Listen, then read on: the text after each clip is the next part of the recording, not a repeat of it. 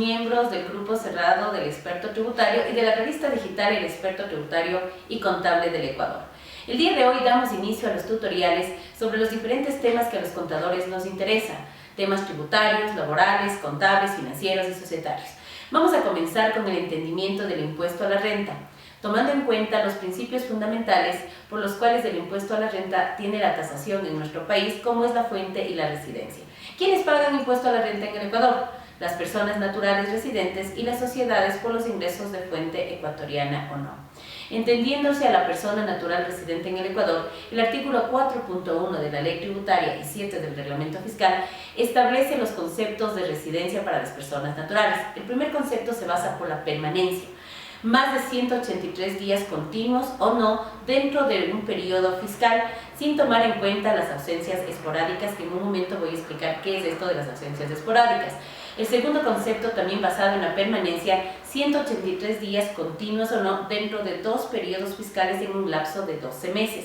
Esto quiere decir que no solamente estamos mirando la permanencia en un solo ejercicio fiscal o económico, sino en 2. El siguiente concepto para generar el concepto de residente fiscal persona natural en Ecuador es cuando el núcleo principal de sus actividades o sus intereses económicos radica en Ecuador en forma directa o indirecta.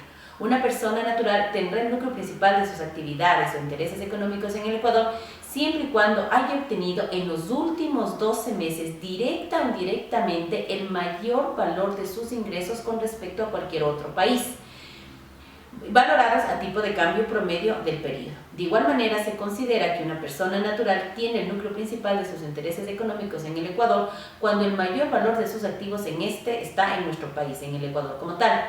Además, es importante considerar que cuando no se haya podido establecer la residencia fiscal en ningún otro país o jurisdicción por más de 183 días consecutivos o no en el ejercicio fiscal, se tendrá que vincular a la persona natural como residente fiscal por sus vínculos familiares más estrechos en el Ecuador. Se mantengan en el Ecuador, entendiéndose como vínculos familiares más estrechos cuando una persona natural tiene sus vínculos familiares más estrechos en el Ecuador cuando su cónyuge e hijos dependientes hayan permanecido en el país en conjunto más días en los últimos 12 meses con respecto a cualquier otro país. En el caso de que no se pueda determinar lo anterior, se considera bajo las mismas parámetros o condiciones la permanencia de los padres dependientes como tal. ¿Qué quiere decir el concepto de sociedad como residencia fiscal? El artículo 4.2 de la Ley Tributaria establece que se considera la sociedad residente fiscal aquella que se encuentra constituida bajo las leyes de nuestro país.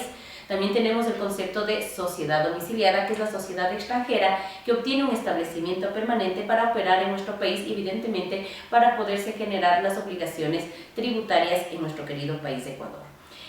¿Quién paga impuesto a la renta en el Ecuador? Tomemos en cuenta que la Ley Tributaria establece en el artículo número 1 de la Ley Tributaria objeto del impuesto y en el artículo número 2 del Reglamento Fiscal cuantificación de los ingresos, que se pagará por los ingresos de fuente ecuatoriana o no por el principio igual del devengado, principio fundamental que se encuentra en las normas internacionales de información financiera NIFS. ¿Qué quiere decir el principio del devengado? El artículo número 1 de la Ley Tributaria establece en cuantificación de los ingresos que los ecuatorianos o los no ecuatorianos pagaremos el impuesto a la renta por los ingresos obtenidos por el precio del bien transferido, del servicio prestado y de los rendimientos financieros y rendimientos en sociedades que se generen en territorio ecuatoriano. De esta manera, nosotros tenemos que considerar que cuando se da la tasación del impuesto a la renta, tanto las personas naturales residentes como las sociedades residentes, tenemos que tributar y dejar nuestra tasación en el Ecuador por los ingresos de fuente ecuatoriana o no.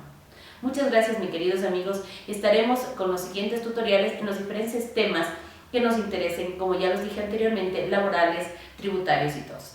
Este es nuestro primer tutorial sobre el objeto y el alcance del impuesto a la renta en el Ecuador. Gracias, estimados amigos.